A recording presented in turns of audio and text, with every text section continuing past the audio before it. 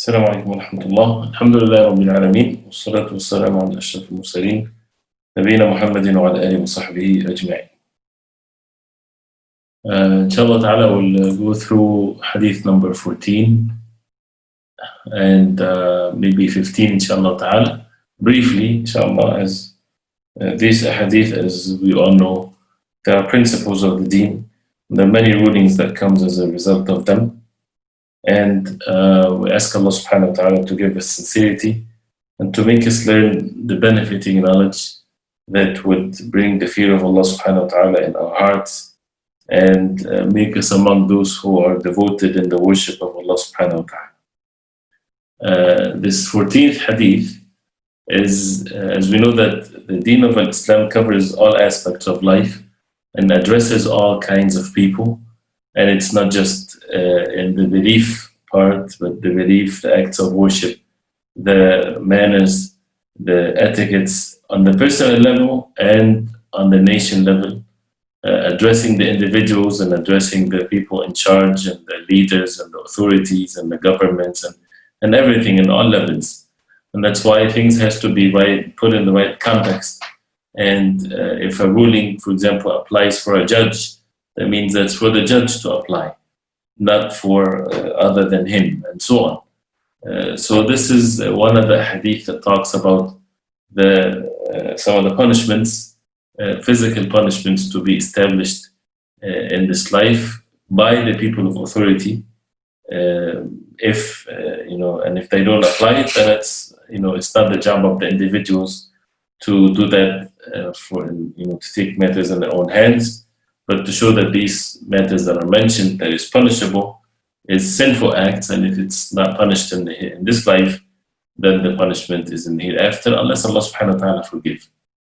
So the hadith is by Abdullah Ibn Masud, radiallahu anhu, the companion of the Prophet alayhi salatu wasalam, one of the great companions of the Prophet alayhi salatu wasalam, one of the great scholars of the deen of Islam, Abdullah Ibn Masud, radiallahu anhu. So he said, قال رسول الله صلى الله عليه وسلم لا يحل دم امرئ مسلم. I will read it first, and if someone wants to read it after me so that you can have the proper pronunciation.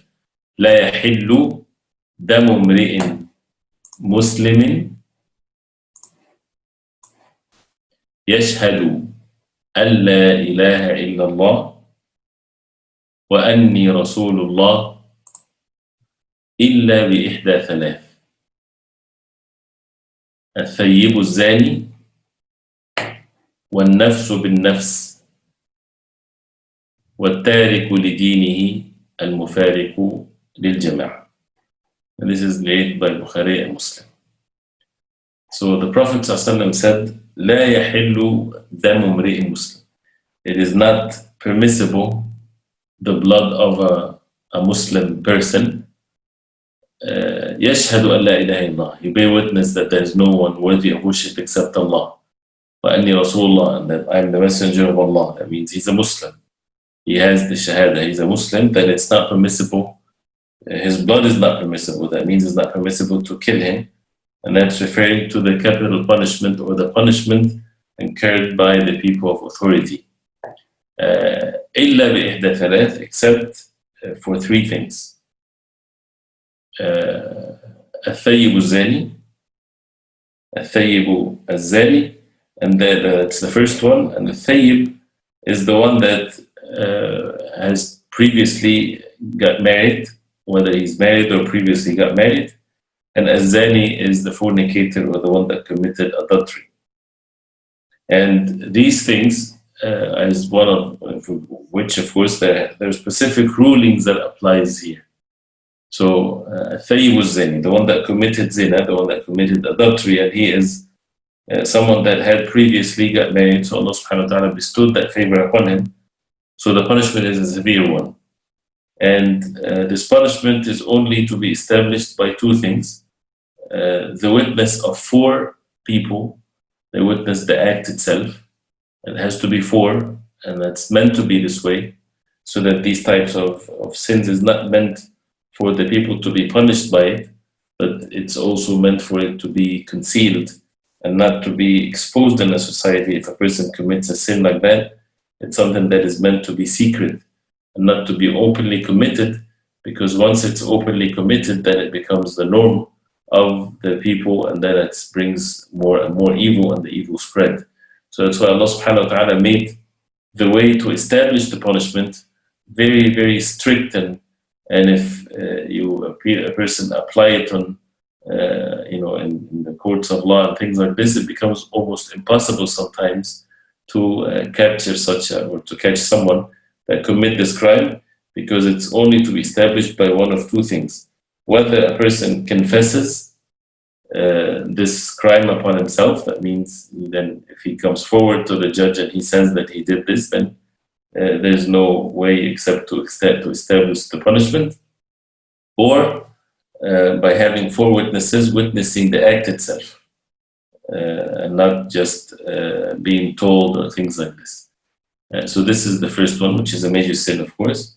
وَالنَّفْسُ بِالنَّفْسِ, and a soul with a soul, and that is the capital punishment or the equal retribution if a person killed someone intentionally, with well-known conditions also, that has to be premeditated, intentional death, no doubt in it whatsoever, and the slightest doubt, as it will be also mentioned in some of the hadith, relieves the person from the punishment.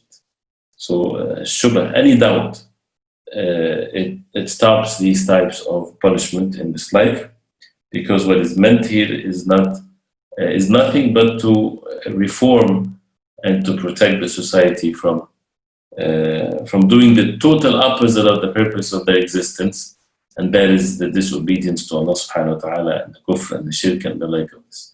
So when nafsu bin nafs, someone killed, he is to be killed also as a revenge or retribution, as long as the conditions are fulfilled. And the third one, وَالتَّارِكُ لِدِينِهِ الْمُفَارِقُ لِلْجَمَاعَةِ. التَّارِكُ لِدِينِهِ, the one that leaves his religion, the ones that renegade away from the religion. And مُفَارِقُ الْجَمَاعَةِ, the one that leaves the jama'ah, leaves the jama'at al-Muslimin, he goes against them. And مُفَارِقُ الْجَمَاعَةِ usually have the meaning of as-sa'il, as they call them, which the ones that becomes against the Muslimin, and he fight against them, and he becomes war against them. So he's also to be punished in such a way by the people of authority. First of all, the hadith shows the importance of protecting the blood of others, not the opposite, because the Prophet ﷺ said it's not permissible except in these three cases. So that means, as the Prophet ﷺ said, لا يحل دم امرئ مسلم. It is the blood of a Muslim is not permissible. And the Prophet ﷺ said, إن دماءكم وأموالكم وأعراضكم حرام عليكم في يومكم هذا كحرمة يومكم هذا في شهركم هذا في بلدكم هذا. In Hajjatul Wada', in the farewell pilgrimage, the Prophet ﷺ said that the blood and the wealth and the sanctity or the honor of a Muslim is forbidden upon you, the same way that this day is forbidden, and this is the day of the Arafah, in this month of sacred month in the Hijjah, in the sacred month of Mecca. So that means this is something that is Allah subhanahu wa ta'ala forbade. It's a major sin. And as we heard, these major sins that are mentioned in this hadith, it shows that it's a major sin and something that Allah subhanahu wa ta'ala forbade. And the Prophet ﷺ also, he teaches the companions radiallahu anhum in such a way that they would understand, and this is for those who they establish these rulings. So, but to understand the rulings of it, this is something that, and it's a subject of knowledge. And there are things, in the time of the Prophet ﷺ, things have been applied, so a person has to know how to apply it according to the proper way, according to the way of the Prophet ﷺ. And this is to protect oneself from the evil within our own selves, and to protect the society from doing the worst thing ever. And that's something that is not decided by the human beings, but this is from Allah subhanahu wa ta'ala, and the believers, they have nothing but to say, سَمِعْنَا وَأَطَعْنَا, we listen and we obey. So this is the 14th Hadith. These are the three cases where it's the punishment of it by the people of authority, by the rulers, by the governments, is to apply this death penalty over these three things if it's applied, if it's been established as a crime, and it's one of the difficult things to establish it as a crime. And this last part of that, many people, they have issues and they talk about it, which is the issue of the renegade, or those who oppose two meanings. Those who renegade against it, they leave the deen of Islam. And then, of course, there's great wisdom. First of all, this is the order of Allah subhanahu wa ta'ala. This is not for the human beings to decide. But of course, there's a great wisdom, of course, since all orders from Allah subhanahu wa ta'ala has the perfect wisdom. And when people think of that and they say, where's it's against one's rights and so on. If someone is living within, if you can imagine the ideal situation of a person living among the Muslim territory with the rulings of Allah subhanahu wa ta'ala applied and so on. That person wanted to renegade and to oppose to be away from the religion, to renegade from the deen, to be a disbeliever. Why does he want to live with these people? Right? That means he can just leave and go somewhere else, and nobody's going to go after him. And so this is one thing, they're not going to go after him if he leaves them. The other thing is, if he does not openly declare that, nobody is going to also harm him. So it's only the evil effect that happens as a result of that to the community, to the society, that makes it a punishable sin. And after all, this is the orders of Allah subhanahu wa ta'ala. And people, the bonds that people have in this life, they have many different bonds, and they make very severe punishments as a result of breaking these bonds, whether it's national bounds or whatever. And there's nothing more important than one's religion, than the people's religion, and to save for them the religion. If someone is out there taking the lives of people, many cases they would put them into the death penalty and so on. What's more precious than life itself is one's religion, is the truth, is for the person to be upon the truth and to protect others from such trials and fitan that happens as a result of spreading evil and creating factions and the like of that. We'll take just one more hadith, inshallah ta'ala, briefly, which is the 15th hadith. عن أبي هريرة رضي الله عنه أن رسول الله صلى الله عليه وسلم قال: من كان يؤمن بالله واليوم الآخر فليقل خيرا أو ليصمت، ومن كان يؤمن بالله واليوم الآخر فليكرم جاره، ومن كان يؤمن بالله واليوم الآخر فليكرم ضيفه. And this hadith is reported by Al-Bukhari Muslim. As you see, if you don't know much Arabic, but the words are repeated, and it's 3 sentences, and each sentence starts with من كان يؤمن بالله واليوم الآخر. And again, it's repeated here 3 times, which means whoever believes, من كان, whoever believes, يؤمن believes, بالله واليوم الآخر, whoever believes in Allah and the last day, فليكن خيرا أو ليصمت.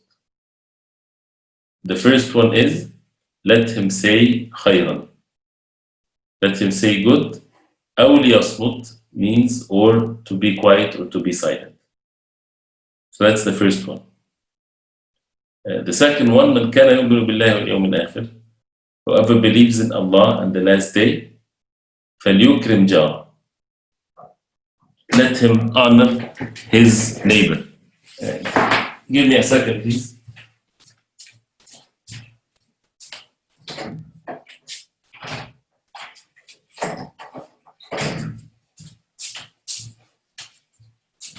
So the second sentence is فَلْيُكْرِمْ جَارَهُ. Let him honor, or let him take care of his neighbor.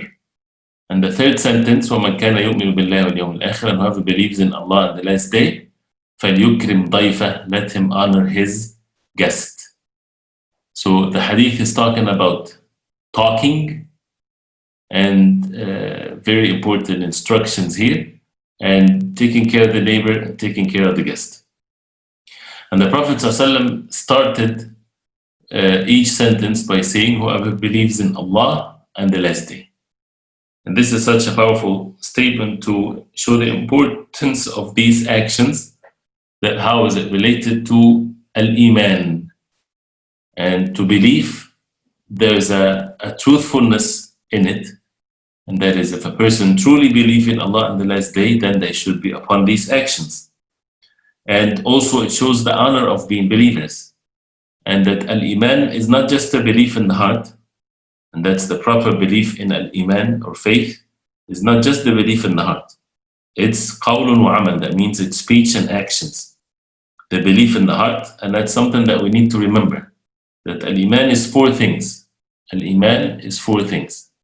The belief in the heart, the deeds done by the heart, and the speech of oneself, and the last thing is the actions.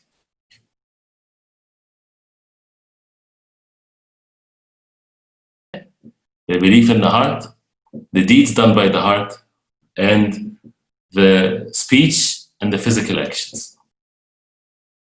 And this is one of the evidence of it. So this is part of Al-Iman. And that's what makes a person truthful in his belief in Allah and the last day. He would fear Allah subhanahu wa ta'ala, he would protect himself from the punishment in the hereafter, and it shows the importance of these actions. The first one, فَلْيَقُلْ خَيْرًا, let him say khayran, goodness. And khayran is nakira, that means any good. The slightest good or the major good. Or liyasmut. Yasmut is to be silent, not to say anything. Which is, it shows the rulings here is that the person before he speaks, he has to know and to make sure that he will speak matters of goodness. We are responsible for what we say. And every word we say, we will be responsible for it, and the person will be either rewarded or punished as a result of what we say. So our speech is part of our actions, and it affects one's iman with increase or decrease. And as Imam Nawawi rahimahullah, he puts it in such a nice way by saying that before a person speaks, he has one of three cases. Either that he has certainty that whatever he's going to say is good, then he should go forward and speak. If the opposite, if he knows that this is something bad, haram, forbidden, something that brings evil, then definitely it's haram for him to speak. So whatever he's going to say, if it's bad, it's haram, backbiting, things that brings harm and so on, he should not say anything. And the third case, if he's not sure, a person is in doubt whether what he's going to say is good or not, right, then the ruling is to be silent. Because the Prophet ﷺ said, فَلْيَقُلْ خَيْرًا, let him say good or to be silent. So if a person is in doubt, he should not say, I'm in doubt, so let me say it, maybe it's good. No, a person should not say it. Otherwise, he's responsible, and that means he disobeyed the orders of the Prophet ﷺ. So to speak only when a person is sure, then what he said is khayran, is goodness. The second one is فَلْيُكْرِمْ جَارًا, whoever believes in Allah and the last day, let him be kind to his neighbor. Yukrim comes from al-karam, to be generous. And generosity has two folds to it. One is to do good, to do acts of goodness, and it's different from one culture to the other, from one society to the other. What makes a person generous, this is what needs to be done. And at the same time, which is by necessity, he does not harm his neighbor. He does not harm the one that he's ordered to be generous to. That's not generosity. So if someone is generous, that means he, for example, he take gifts to his neighbor, he help his neighbor and so on, but then at the same time, every day, he has to make a loud noise to his neighbor that he's not able to sleep. Right? That person is not fulfilling the orders of the Prophet ﷺ. He's committing a sin. So فَلْيُكْرِمْ جَارًا, that means he's being generous to him and also protecting his neighbor from harm. And that's a meaning that many people, when they consider themselves as good neighbors, the sad reality that we live in today, they are good neighbors because they don't harm their neighbors, and that's it. But there's no goodness is being done. Here the deen of Islam, Allah subhanahu wa ta'ala doesn't want us only to not to harm the neighbors, but we have to do something good for the neighbors. And whatever done to them, it has to be good. That means they receive it as goodness, and it's something that would make them appreciate it, something that would make them happy, and things like this. Not just to do something that we think is good, but it's bothering them. Like, for example, if someone he stays up late, for example, this is his norm. So he cooked good food in the middle of the night, and he says, "Let me honor my neighbor." So he goes knock on the door in the middle of the night to his neighbor to give him food, for example. Right? You think that person that is giving, he might think that I'm doing good, but it's not what you think is good. It's how the neighbor receives it as good. So that person has to be aware of what is good to be done to the neighbors and so on. So and to figure out a way to do this, and not just to make the relationship is to stay away from harming them and that's it, but to extend one's benefits to the neighbors. And human beings, they appreciate whatever good is done to them, even if it's a smile, even if it's a good gesture, even whatever means. And the least of it is that he does not harm the neighbor. And the third one is فَلْيُكْرِمْ ضَيْفَهُ. Whoever believes in Allah on the last day, let him honor his guest. So if the guest comes, that means he has to honor, not just to, again, let him in and that's it. Of course, and there's rulings here, and Allah subhanahu wa ta'ala mentioned that in the Quran. If a person have a guest, accepts a guest, then he should honor the guest, give him the best food, put extra effort, not just to give him the food that is present in the house. He's your guest, so there's no harm to put extra efforts and to fix good food, to take care of the neighbor. And there are rulings also that applies in the deen of Allah. If a neighbor comes to a person and he does not have a place to stay, then that the guest has a right on the host that he would house him for 3 days. And this is his rights. After that, he has no rights if he doesn't have a place. What if the person's place is small and tiny and there's no space for a guest to stay with him? If he has the means, he has to provide for his accommodation. So, for example, in this case, he has to go get a hotel room for him if he has the means. And that's his guest. It's a right. And this is part of being generous to the guests and so on. And of course, this is all with the condition that there are no sins are committed, that people fear Allah subhanahu wa ta'ala and not compromising the deen. There are many rulings that applies to the neighbors, and rulings and etiquettes that applies to entering the homes and taking permissions and eating and sitting. And the best that the guest receives is the first day, and then the next and the third, and then after that, it's out of the generosity of the person, but it's not mandatory. So this is all part of deen. That means a person should submit himself to the orders of Allah. That means a person should not say, well, that's my culture is different, or we're living in a place where it's not the case. No, this is religion. That means a person has to apply this and has to be patient with this and follow the orders of Allah subhanahu wa ta'ala, and to consider the issues of the cultures and how to fulfill these types of goodness that are mentioned there. So we'll stop here, inshallah ta'ala. We'll ask Allah subhanahu wa ta'ala to make us benefit from what we heard, inshallah. If you have any questions, go ahead, inshallah. Assalamu alaikum wa rahmatullahi wa barakatuh. Alaikum salam. Yes, regarding the Hadith 14, regarding the capital punishments, if there's of course, the people of authority have to implement this Sharia, this punishment. So what's the minimum amount? What's the definition of authority for the people to be able to actually implement such punishments? No, that's a very important question.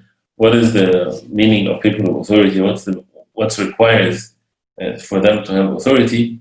It's what's known to be a place where it's recognized as a country or a territory, things like this, and they have full control over it, and they are recognized by others as people of authority.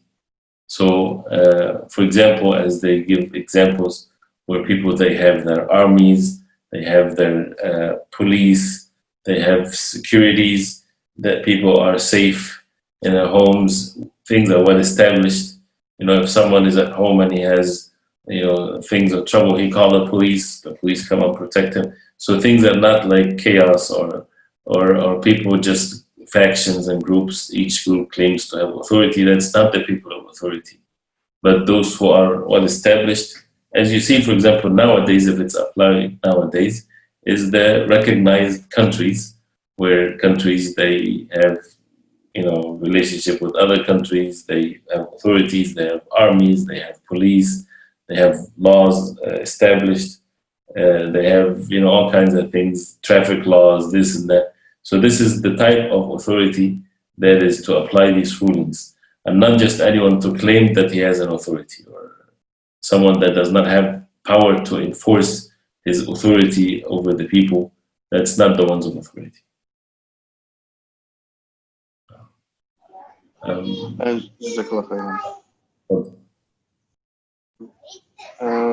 Maybe to add to that, I forgot my question. But I'll come back to you. Are you sure?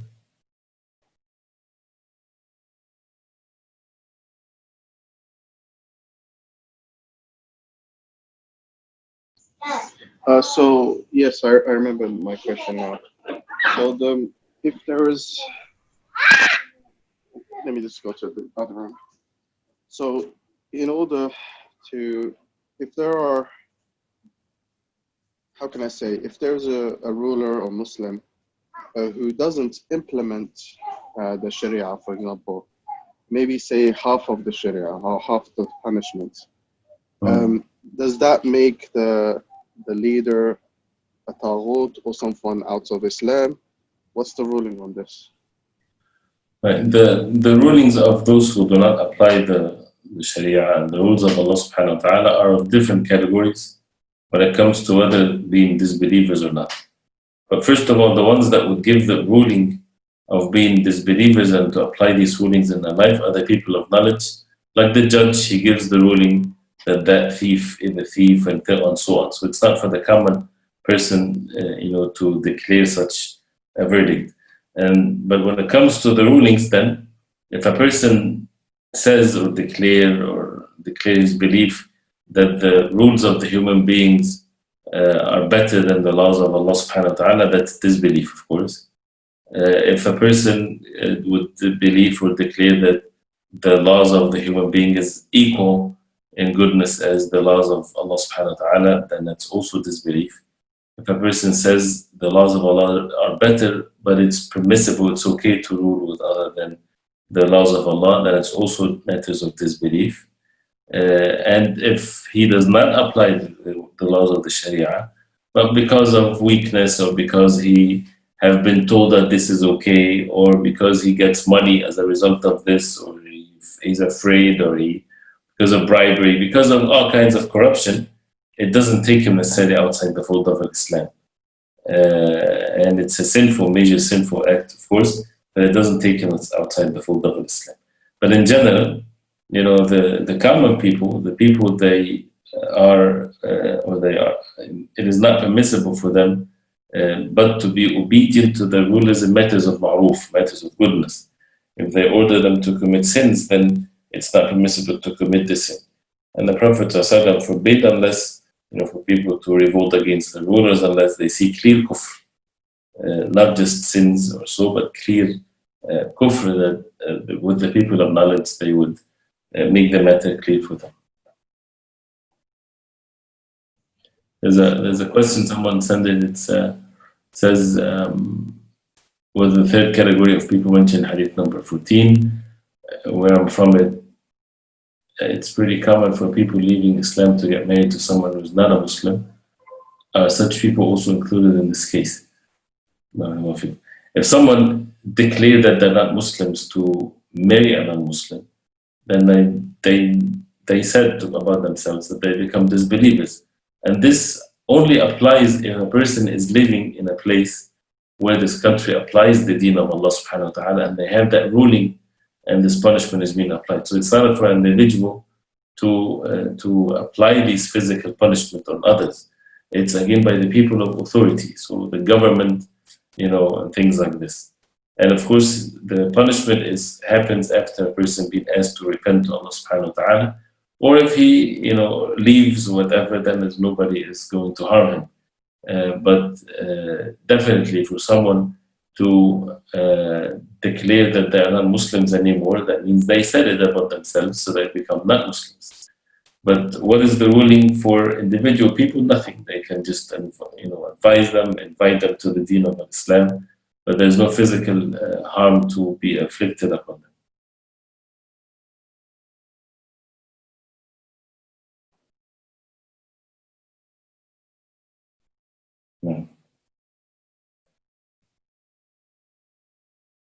Any more questions, inshallah?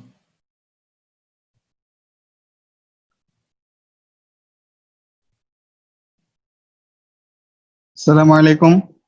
Wa alaikum assalam wa rahmatullah. Sheikh, I'm sorry I couldn't attend today.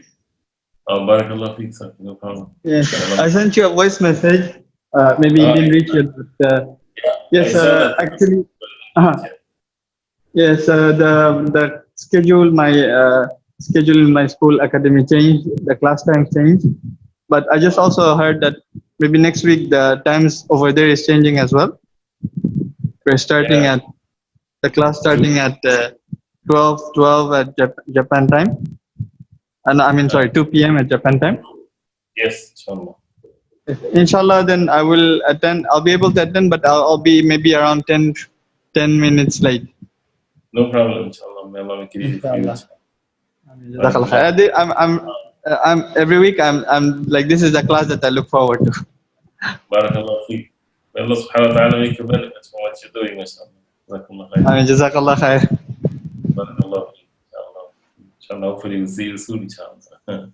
Inshallah. There's another question says, if he or she are our relative, then should we keep in touch hoping that they would return as a Muslim? Yes, as long as there is a hope there, yes, a person should keep in touch, but keep it in touch in such a way that with that intention to give them da'wah, to invite them to the deen of Allah, to remind them, and if they refuse or they continue to be in such a state, a person also has to make it clear that they disapprove. You have to be careful not to approve or not to show a way of approving the evil actions.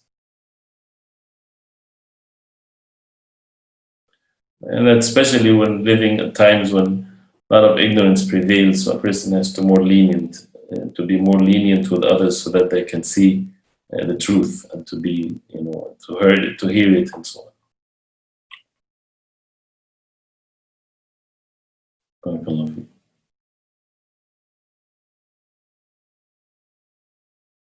So inshallah next time we'll have the lecture inshallah at 2 o'clock Japan time inshallah. Yes, inshallah, I'll announce it. Jazakallah khair. And may Allah subhanahu wa ta'ala reward you all and with ilm, and which is the norm is that it needs a lot of patience and a lot of struggle and not to necessarily a person would enjoy necessarily every subject and so on, but this is something that with patience and with consistency, the benefit of it and the reward of learning comes, inshallah ta'ala. And inshallah, still, after we're done, inshallah, hopefully we'll have some form of a test, inshallah, to see how we are, inshallah. Barakallahu feekum. We'll stop here, inshallah. وجزاكم الله خيرا وصلى الله وسلم على محمد وصحبه وسلم والسلام عليكم ورحمة الله وبركاته. وعليكم السلام ورحمة الله وبركاته.